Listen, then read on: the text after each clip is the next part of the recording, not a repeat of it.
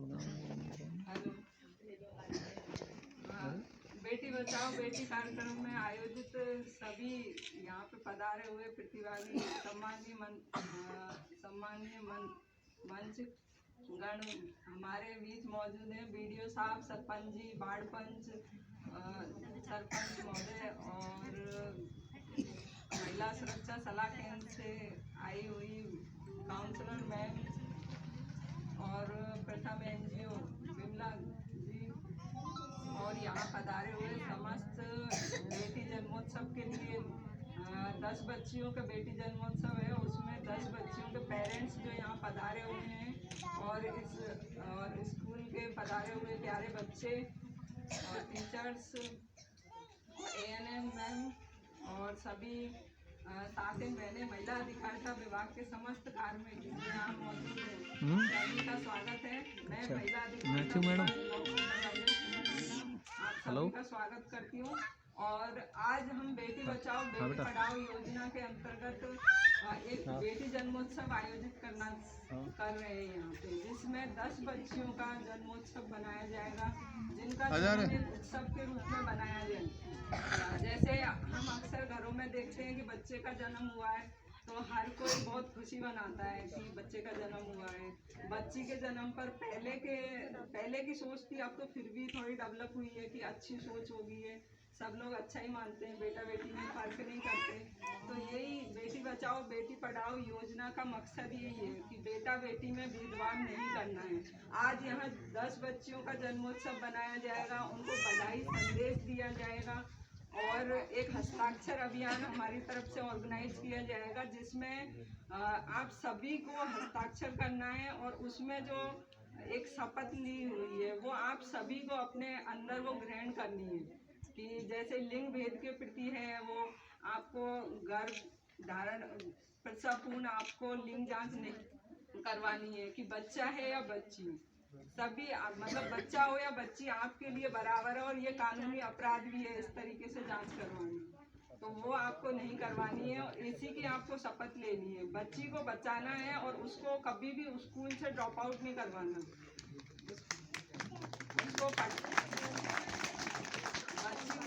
बच्चे के बराबर ही पढ़ने का हक देना है। शिक्षा, स्वास्थ्य, कौशल विकास हर चीज में उसे बच्चे के बराबर ही हक देना है। उसको किसी भी तरीके से अवॉइड नहीं करनी है कोई चीज कि ये लड़की है, शादी करनी है, इसको क्या शिक्षा है, इस तरीके से उसको ड्रॉप आउट कर देना, तो ये गलत है। ड्रॉप आउट एक्चुअल में मैंने नाम यही सुना था जब मैंने 2 साल पहले ज्वाइन किया था महिला अधिकारिता, उससे पहले ड्रॉप आउट का तो मुझे पता था, पर इतना मतलब मैं जानती नहीं थी कि ड्रॉप आउट्स भी होते हैं क्या, क्योंकि कभी लगा ही नहीं, क्योंकि हम लोगों ने भी कभी शिक्षा के लिए हमेशा ही एजुकेटेड थे तो लगा ही नहीं कि ऐसे भी होता है। कई बच्चियां खुद भी पढ़ना चाहती हैं पर उनके पेरेंट्स नहीं पढ़ाते, उनकी सोच ऐसी है कि बच्ची को क्या पढ़ाना है, उसको तो शादी करनी है, पराए घर जाना है, ये करना है। ऐसा कुछ नहीं है, आप बच्ची को समान अवसर तो दो, वो भी बच्चे के बराबर ही करके दिखाएगी आपको।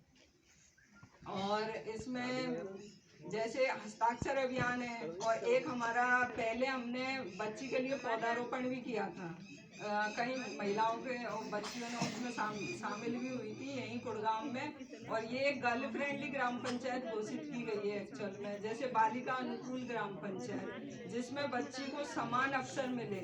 इसीलिए हमने शिक्षा सेतु योजना में भी महिला अधिकारिता ने 49 फॉर्म करवाए थे। जो बच्चियां ड्रॉप आउट थी उनको, मतलब जो 10th और 12th से पहले ड्रॉप आउट हो चुकी थी, तो ऐसी बच्चियों को हमने पुनः शिक्षा से जोड़ा था।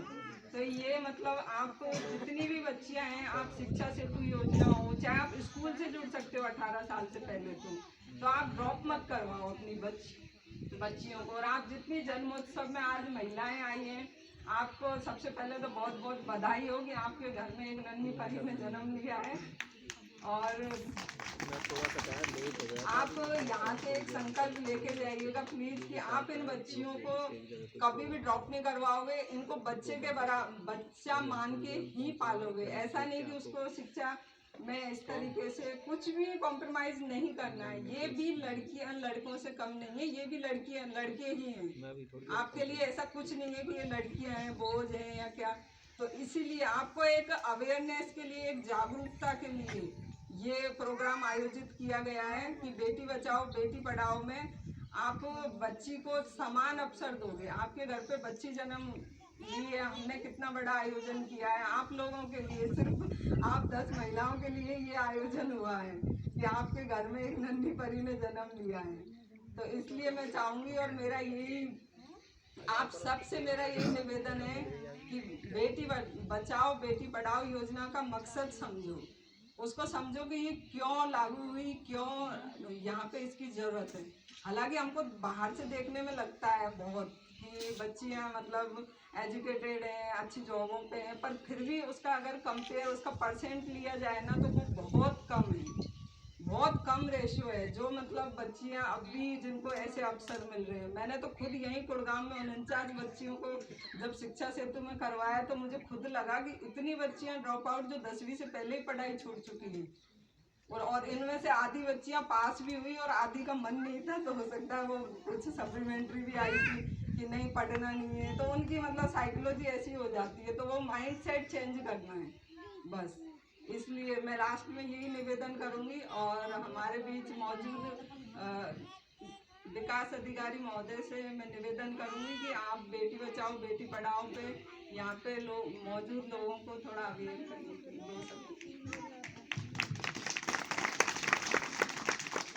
मनसा सिंह सरपंच साहब, मैडम सुमन जी और गांव से पधारे सभी साथियों, माता बहनों और प्यारे बच्चों, देखिए मैडम आपके लिए उन्होंने जो कार्यक्रम रखा है कि बेटी बचाओ बेटी पढ़ाओ, बेटियों को बेटे के समान अधिकार दिलाया जाए।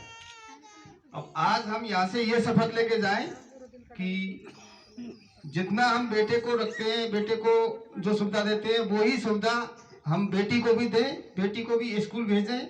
बराबर का, सरकार ने तो बराबर का अधिकार दे ही रखा है, लेकिन अपन अपने मन में ये समान मान के चलें बेटा और बेटी को।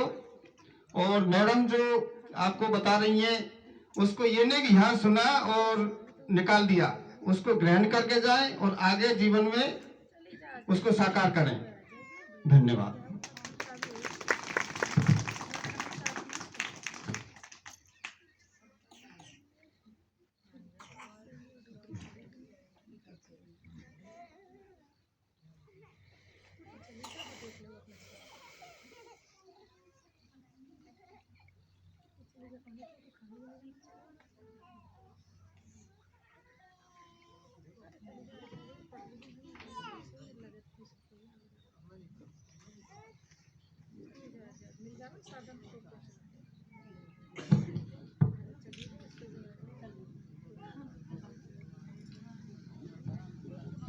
मेरा नाम मधु शर्मा है, मैं करौली IMSK से आई हुई हूँ और यहाँ पर बैठे हुए हमारे अतिथिगण, सारी महिलाओं को, बच्चों को, सारे अतिथियों को मेरा सबको नमस्ते है। आज सुमन मैडम ने जो बेटी बचाओ बेटी पढ़ाओ योजना पर ये कार्यक्रम रखा है, जिसमें मैं इनकी बहुत आभारी हूँ कि इन्होंने महिलाओं को इस तरीके से प्रेरित करने के लिए प्रोग्राम रखा है जिसमें बच्चियों को आगे बढ़ावा मिले। हमारे समाज में बच्चियों को लेकर के एक मानसिकता जो लोगों की बनी हुई है कि बेटी है क्या करेगी पढ़ करके, इसको तो वही चूल्हा चौका करना है, घर संभालना है, तो ये मानसिकता हम सबके अंदर बनी हुई है।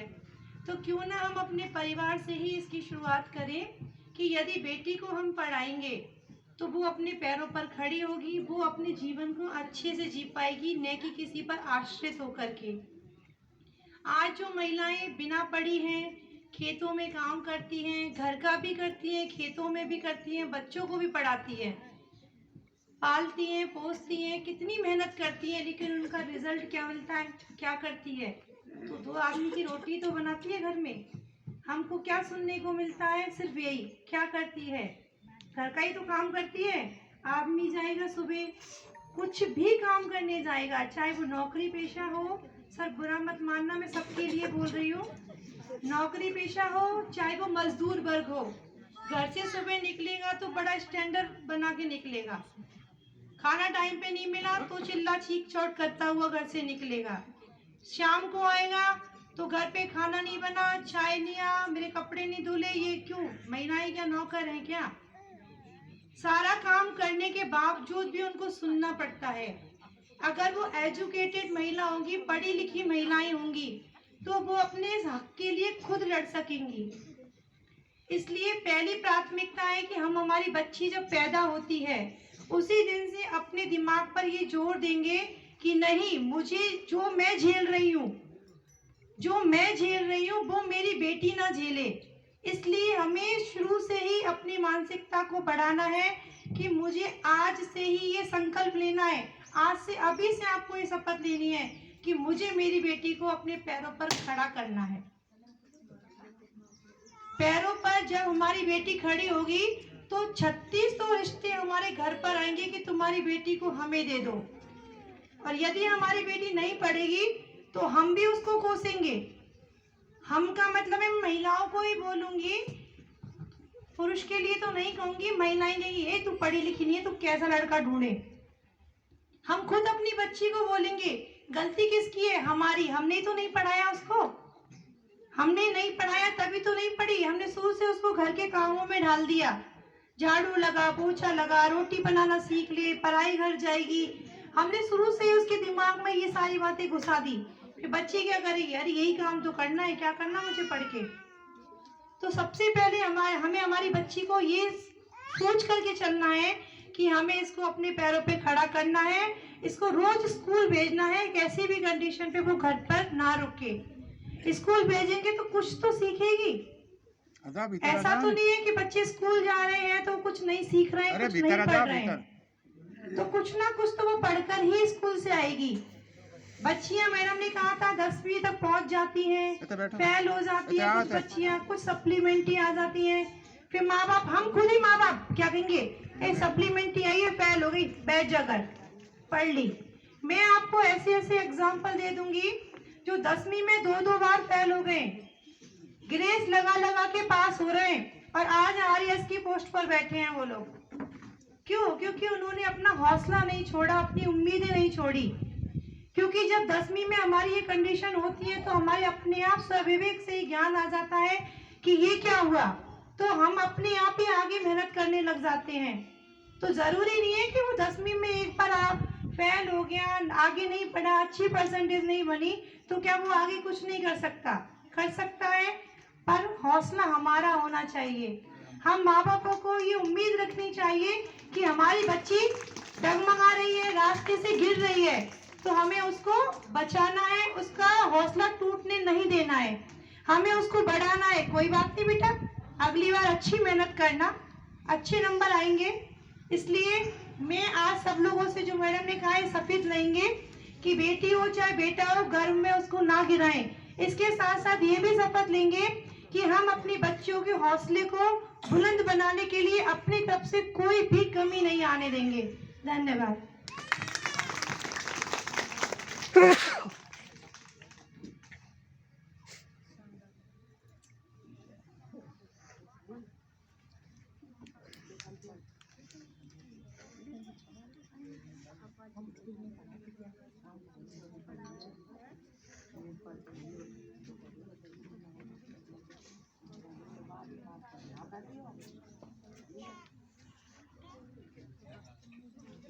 बेटा निकले आओ आगे, बैठ जाओ।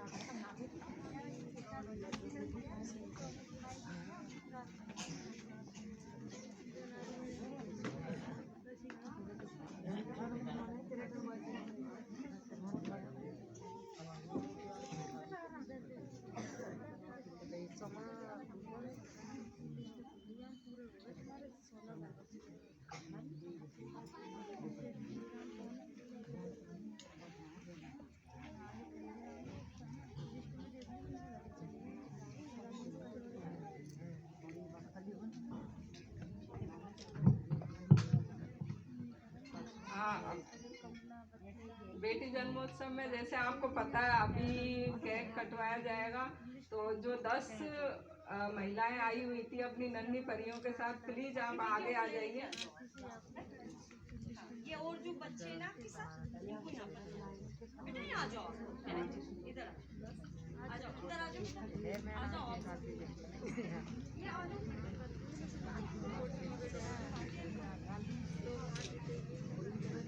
मैं वीडियो साहब को आमंत्रित करूंगी कि आप नन्ही परियों को बर्थडे केक कटवाएं।